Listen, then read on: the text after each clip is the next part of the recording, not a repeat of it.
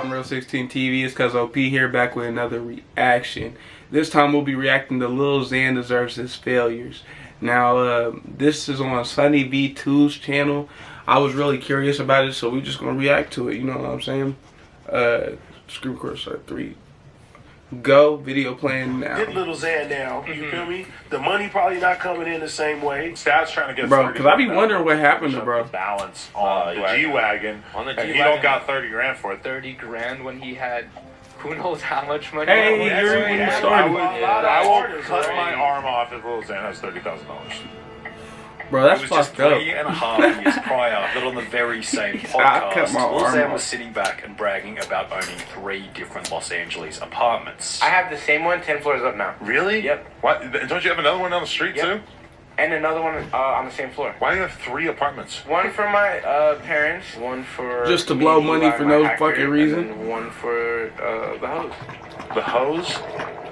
Despite once being in what seemed like an unlosable situation, it was obvious that he got a house for his girls, Lil Xan's so they can't come where he really sleep on it. Deserved, and it all began with what seemed to be a poor work ethic, dating all the way back to high school. So I failed every class up until I dropped out freshman year. I just cannot sit down for 7 hours a day. Now, we shouldn't make the argument that poor grades in school automatically result in a poor work ethic over the long term. There are simply too many examples of mediocre people performing terribly in school before going on to achieve greatness in a different field. However, there's a bit of a difference between finishing school with bad grades and failing every single class before dropping out in your freshman year of high school, as was the case with Lil Xan. Establishing how you feel in middle school classes and stupid shit like that. They could never get Xan to do the shit that he actually had to do for his career. Like, I remember talking to Stat about it, and he was constantly frustrated. There are going to be numerous examples throughout this video of Lil Xan often being unable to do the work whenever it was required. We already discussed him dropping out of school in his freshman year, but it continued into the beginning of his music career when he failed to show up to countless meetings with other big rappers who had given him an opportunity. He kept missing the meetings. When at less than 2,000 followers, he'd be noticed by an individual named DJ Fu, who wanted to take Lil Xan to meet a potential manager by the name of Stat Quo, who was an old school sober rapper and manager who had worked with Eminem in the past. If it wasn't for this guy, I would literally never have been discovered, never met Stat Quo. We wouldn't be doing the No Jumper Day in the Life. However, as mentioned just prior, despite this insanely big opportunity while still at such a small following, I know Lil Xan did a good job of getting his own opportunity. He showed up places, tried to shake hands with the meetings were too good to be true. Hey, I forgot about it, bro. It's LA. It was a time when SoundCloud rappers were popping up left, right, and center to the point that it was becoming a meme. Lil Peep, Lil Skies, Lil Pump with Gucci Gang. Yeah, that was a good time actually an artist? Is he a rapper that is truly worth taking seriously? The border between being a musician and being a meme. So when a song was released, he mostly a meme, but he blew up. An artist with a name as stupid as Lil Xanax, people had to click to see if it was a meme or not. People clicked on it because they were like, we gotta hear what a Lil Xan sounds like, you know what I mean? And then they were actually like pleasantly surprised. The song was actually pretty decent, creating a perfect storm exploding its popularity. I've always said that it was just I never really thought about that. He used his name as a gimmick. The thumbnail, the title, the actual song itself. It blows my mind, bro. And shortly thereafter, it would become the most viewed video on all of Cole Bennett's Lyrical Lemonade. Just how quickly you went. I remember when Lyrical Lemonade was getting started. It's crazy. It was so shocking, even for me being like really close to it. However, countless comments along the lines of, if he kept making music like this, he wouldn't be a joke, hint that after this project, he would be considered as somewhat of a one-hit wonder, as 6 months later he'd release his long-anticipated first studio album, which would be met with many negative reviews from individuals like Anthony Fantano. We're not even at the halfway point of the year yet, and this is one of the worst things I've heard all year. Whilst failing to achieve a professional review higher than 2 out of 5 stars, or more than 5 out of 10. The reasoning for the poor release would be discussed by Adam22 at a later date, and it was what you might call unsurprising. Like, I remember when Lil Xan's album came out, right? And I remember having a conversation with Stat and being like, what do you think of the album? Because it was pretty obvious that the album was bad. Xan put in like no work for the album. Because I never heard nothing about it. With him. And if it was up to Stat, Xan would have been sitting in the studio recording every night, and instead he was just... I never heard nothing else about Lil Xan's music. The other issue might have nothing been that interesting about it. Success of his single Betrayed, Lil Xan might have been lured into a false sense of security about his future and talent as an artist. He might have felt as though he could now relax a little bit and take his foot off the gas, resulting in one incredible banger to lead the album, followed by 15 other mediocre songs. This is so basically, bro, saying since he felt like he was already running at a good pace, he didn't necessarily need to try very hard because he felt like motherfuckers. He was just so creative at this point that everybody was just gonna fuck with him just because. Self-described reason behind why T-Pain's rap career eventually failed, and could certainly have been the same story with Lil Xan. Everybody was like, it's downhill from here. The analogy was, if you pedal up the hill, you can coast afterwards. Right, okay. You just stop working. You have to keep working. What they don't tell you is that you coast, totally fine. There's another hill. That's what I was about to say. You gotta keep going. Once you get into one pond, you gotta get to a bigger pond, and a bigger pond till you in the ocean. I dropped like a mixtape that got way more like positive reviews than my album, and it should have been my album because my first album wasn't put together by me. It was. I bet Nexus was some terrible weed because I ain't never heard of Nexus. I love my management, but I mean they fucked my first album completely up. To the point where I didn't even pick the track list.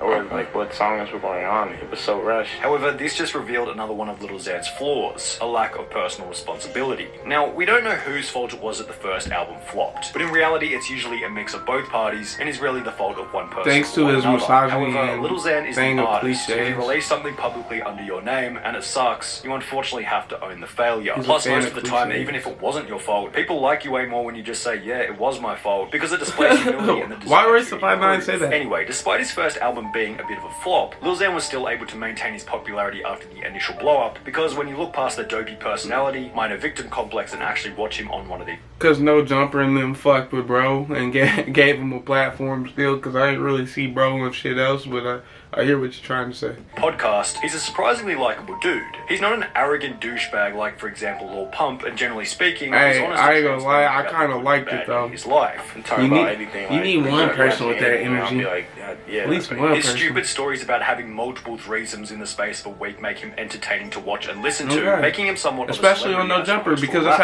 how No Jumper already gets down. Like they get as much as damn near some of my music videos. You know what I mean? Right now, at this moment in my career, I'm more of a celebrity than a rapper. You feel me? Because I can't leave the crib without 10 kids coming up to me right as I leave the door. However, by the same token, the amount of stories that he has, which are to some extent based I don't on know if that's a good thing necessarily, displays his but lifestyle, that means you did a lot. Cycle of short-term pleasure, and this is the problem with so many of these I ain't gonna rappers. lie, that coat off the chain. I wouldn't wear it, but that coat clean in the taking bitch. out loans to buy cars, Gucci, That nigga clean. They become so famous and successful while living this kind of life that they actually think that they're on the right path, when in reality, real long-term sustainable success is, at least in part, determined by your ability to avoid these temptations. The other problem with living this kind of lifestyle is that it's usually because if you get too enveloped with it, you're gonna get lost. You ain't gonna be able to handle yourself no more. Who he was. Do you go crazy hard with expensive clothes and jewelry and ridiculous bullshit, or do you hold on to it? What's going on in your lives right now? I'm not into the I'm in the grills. He lying on our rep because that nigga said he had 3 apartments in the beginning of the video.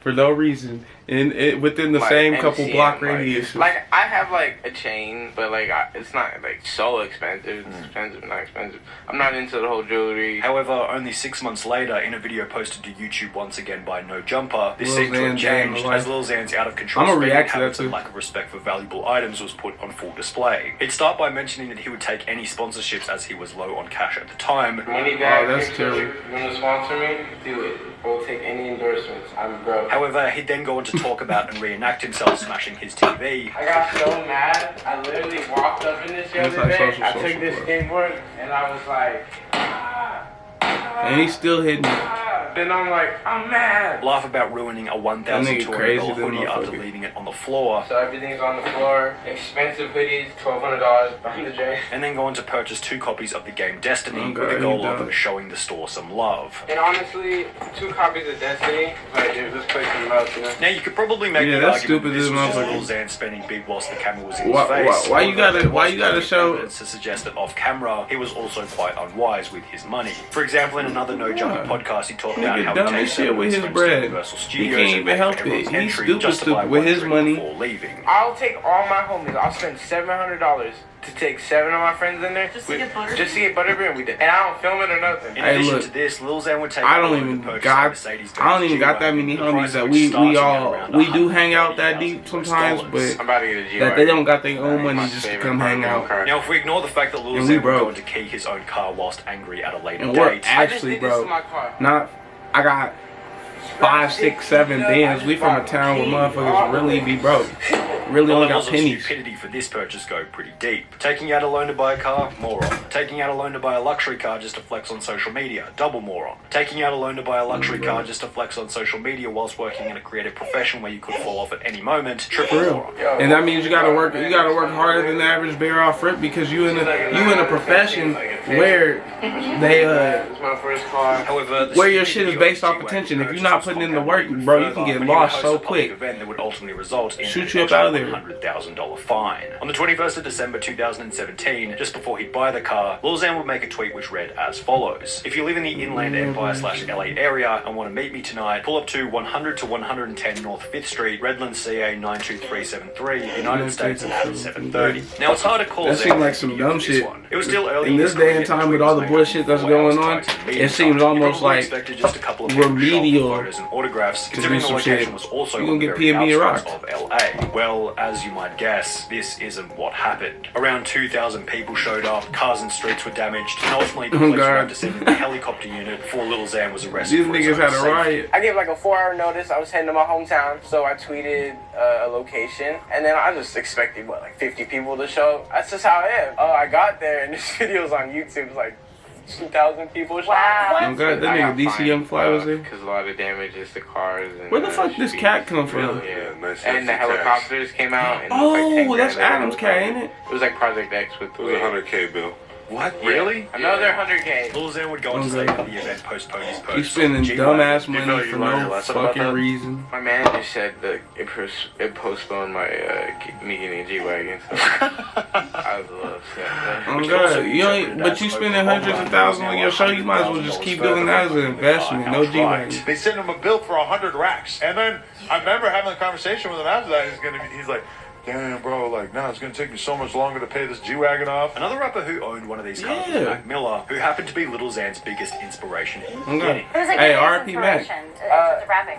Mac Miller, yeah. Mac Miller, he's sick, right? Yeah, like he's like a big inspiration. R.I.P. However, when Mac would unfortunately die, my homie really loved him. This also seemed to have an effect on Lil Xan's desire to make music. I'd be like legit crying like in my crib, like this ain't true, bro. Like Mac did not overdose. Mac's still alive. Mac's still here. But then yeah, you still take a bunch of drugs and all that stuff too. No more. Like he was like the reason I made music. In this same interview, Lil Xan would also talk extensively about his desire to quit music and simply become a public figure. So that's why I'm not doing music like after. Then why didn't you work harder on your public image? Because you had the clout at the time. That makes entirely no sense. Than a rapper at this point, so that's why I'm quitting rapping. And at the end of the day, if he's not enjoying music, the tracks that he does put out won't have the required level of effort in order to compete with other artists who are giving it their all. Lil Xan's attempt to leave music and rather become a celebrity / bro, his public face figure is starting to look didn't really crazier and work crazier. either. After an explosive year on Instagram in 2018, his growth would slow dramatically and has been in continual decline for the last 25 months, leading to an Instagram livestream in December 2021, in which Lil Xan would show that all of his poor decisions from the past were clearly coming back to haunt him. The industry just doesn't care. They just want you to pump out hit records, and when you're useless to them, just leave you in the dirt. Yeah. You know? In this video, Lil Xan would blame his sober What the business. fuck? You do your job or you get fired. Like, what the fuck kind of why are you even mad about that, nigga? You ain't putting out no hits. Why would we keep giving you money? Why do you just deserve money to live? Everybody else is putting out songs. It might not be hits, but they at least putting out what we asking for. Lil Baby, all these other people that Mac Miller put out the work, right? How come it's a big deal that you just put out the work? Why they gotta just give you a free check? Manager stat quote for fueling his drug addiction after he'd supplied at the very least keep the work coming out. Go out and perform. And my manager was supplying me with the drugs.